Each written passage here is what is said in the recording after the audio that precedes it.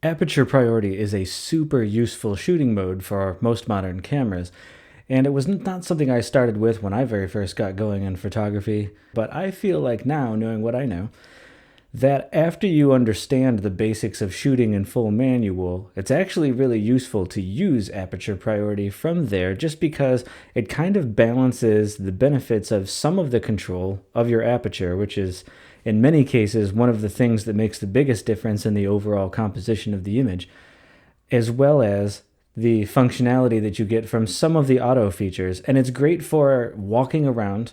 If you're taking photos of buildings, if you're doing street photography, if you're at a fair, if you're doing family photos or things like that where there's movement, you're going into different settings, it's nice to be able to say, I think I need this depth of field for the photo, and so I'm going to use this aperture. But beyond that, I'm open to whatever shutter speed and ISO need to happen to make what I'm doing work.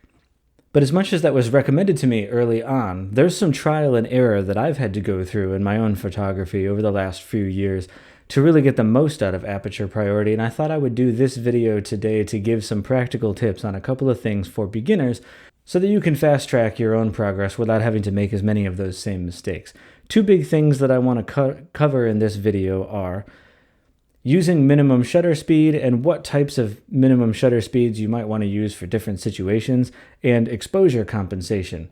And within exposure compensation, I'll also talk about tips for shooting night shots with bright lights or for shooting in full sun, very bright conditions, and how you might want to account for that. So first, minimum shutter speed. Most cameras have that setting on them. It will differ where you find it in the menus, but essentially what you're telling your camera is you can use whatever shutter speed you feel in aperture priority mode you need to use to get the correct exposure, but I don't want you to go lower than this amount. That's really useful. And so if it needs more light, it will then instead kick the ISO up a little bit higher. I find it useful when I'm walking around, say doing street photography or just random things, to usually not go lower than 1/125th of a second. That's usually fast enough to capture, general, I'm walking, I'm getting people in the distance walking, I'm looking at buildings. Unless I'm using a really long telephoto lens, 125 is usually enough as well that I'm not getting a lot of blur motion from moving the camera myself as I'm hand holding it. If I need more, if there's fast action, say it's a family setting where there's kids running around, I might go to 2/50th or probably even 1/500th of a second. And as long as there's ample light, that's not an issue. And then I can keep all of the photos crisp, because something I didn't recognize early on in my own photography journey was everyone always tells you keep your ISO as low as possible for the best quality, but that can lead you to making mistakes where you're trying so hard to keep your ISO at 100 that you're using too slow of a shutter speed. And speaking personally, as I've gone through photos off my camera that I've taken after the fact, way more disappointing, man, this one almost came out, but now that I see it on a bigger screen, it's no good. I have lost more photos to there being just a slight amount of blur where it almost is a good photo, but not really. And the reason it didn't come out is because I wasn't shooting a fast enough shutter speed.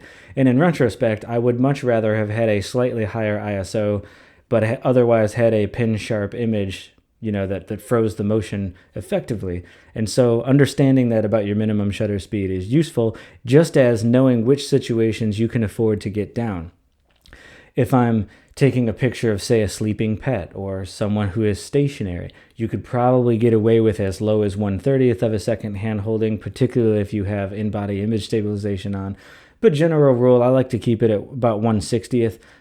That's good for things that aren't moving a whole lot, but it does give you some headroom for hand holding that isn't going to blur a whole lot, again, unless you're using telephoto length stuff. But if you're shooting with a 24-70 or a prime lens like a 35, that'll all be fine for you a lot of the time.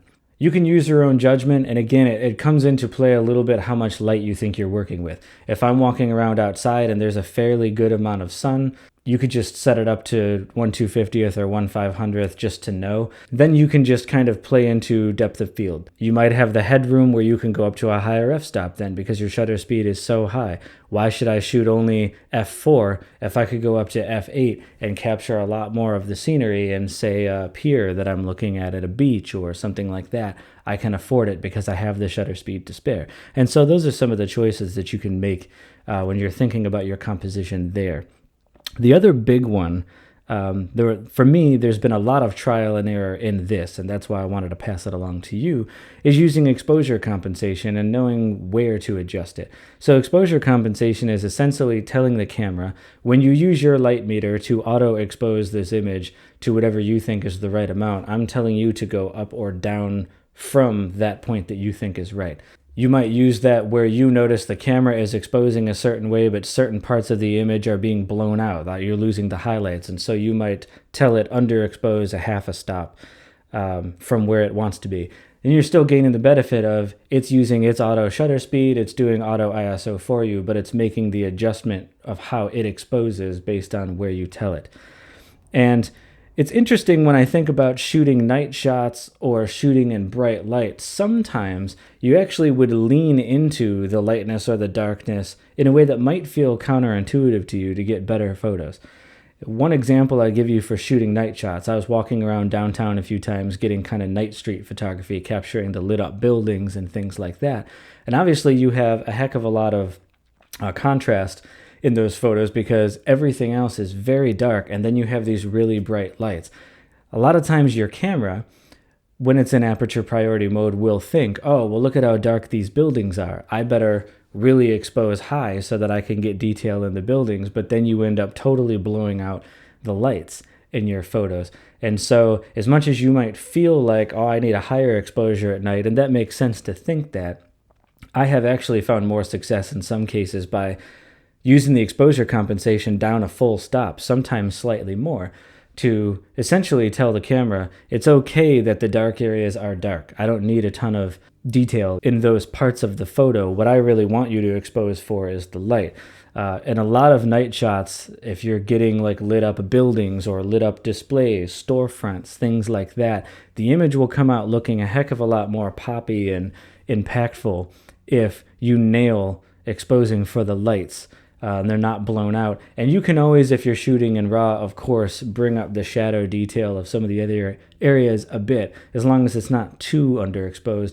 And that ends up being better than what I've had happen many other times where you get at home and you're looking at the photos and you're like, ah, darn, all these building lights are slightly overexposed and blown out and you can't really recover for it. And that was the coolest part of this picture. So now the whole picture is kind of shot and then you can't use it. And especially when it comes to shooting at night, you're like, you might not be able to get out and do that kind of a shoot in the evening all that often. And so if you had the one shot this week and you blew it, well, now you can't necessarily just go out tomorrow and easily recreate those shots. Equally in bright light, you might think the opposite, where you'd say, I would want to use underexposure on the exposure compensation to account for the really intense lights. And sometimes that's true. But one case where you might, again, lean into the opposite is if you're shooting JPEG and you're not going to be shooting RAW files and you're not going to be doing a lot in Photoshop or Lightroom or some other program, dealing with shooting JPEG, you're basically going into it saying, I am much more reliant on whatever I get in this shot is what I end up with. I'm not going to be doing much editing. And so you might end up in a scenario where even if you're shooting in very bright light, you might want to tell it to overexpose slightly to account for the fact that it's going to think, well, because there's such bright light in the sky, or really maybe certain areas are really lit up super bright, it's going to try to lower the exposure so that it can save those highlights, but it might make some of the other objects in your shot too shady. Such as if you're trying to take a picture of a family member standing in front of a waterfall or in front of some other scenery that's really bright, if it's accounting too much for that bright background, you're going to have a very shadowed subject. Normally, we don't want to blow out the highlights, but say if I were shooting JPEG where I knew I couldn't really adjust the shadows and highlights to the degree that I can with RAW, what I might do in that moment is make the decision to tell it overexpose the image by a half a stop or maybe even a full stop, sacrifice a little of my highlights in the background, knowing those are going to be slightly washed out, but knowing that my subject is now properly exposed for, because ultimately, looking at two versions of that photo, you would probably prefer the version of the image where the person looks really good, even if the background is slightly less than ideal, than you would having an image where you nailed the background, but the subject looks too dark and it didn't come out very well. And so those are kind of on-the-fly adjustments you could make. A lot of cameras like the Sony a7 IV I'm using, you can bind any of these commands to the different scroll wheels that you have. And so I've got one of my wheels set for exposure compensation so that when I'm in aperture priority, I can just really quickly hit it up or down a couple of notches to account for the situation without a whole lot of fiddling. And that's what I like. Last thought, a bit of advice on when you may or may not want to use aperture priority. Just coming from my own style, I would say if I'm just doing general walking around and sightseeing and things, I always use aperture priority mode. If I'm going to be using a tripod, I always use manual because it's often a lot less dependent on what the shutter speed is going to be, and so I can use a much higher f-stop and shoot in lower shutter speeds then, and I can make different choices that manual allows me to make to maybe capture the framing and the scenery a little bit more ideally, whereas in a walking around setting, I don't always like shooting in manual because if I'm busy fiddling with the settings on my camera to get the right exposure for this shot, I've probably actually just missed the shot. And so that's where aperture priority comes in handy, is that you can just walk around saying, I'm going to shoot at f5.6 for this setting and this daylight and the amount of depth of field that's going to be useful to me without it being too shallow, say, but it's not so high that it's like f8 or f11 where my shutter speed is going to suffer.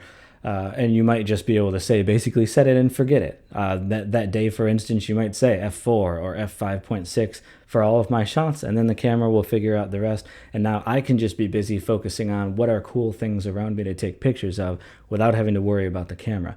But like I said in the beginning, learning to shoot in manual first is nice just so that you understand those settings. And like was the case for me for a long time, otherwise, if you don't fully appreciate those things, you could make a lot of wrong choices trying to keep your ISO as close to 100 as possible and then missing shots because, whoops, I was using way too shallow of a depth of field in this shot and so too little of the photo was in focus, or I used way too low of a shutter speed and I missed the shot.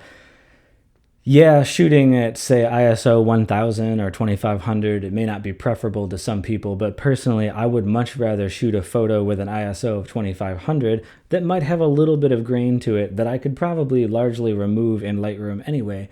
But if shooting at that ISO meant I had a 500th of a second shutter speed and nailed a moving subject that otherwise the shot would have been blurred and ruined, I would much rather take a slightly grainier photo that looks good than a completely ruined and blurry photo, if that makes sense.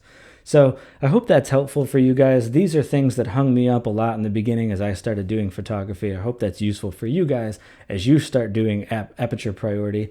I intend for this channel to be a mixture of photography tips, talking lens and other gear, and then as I do travel stuff, sharing travel photography and things like that. If you think that'll be interesting to you, follow me and see what we can track down together. Otherwise, I'll see you guys in the next video.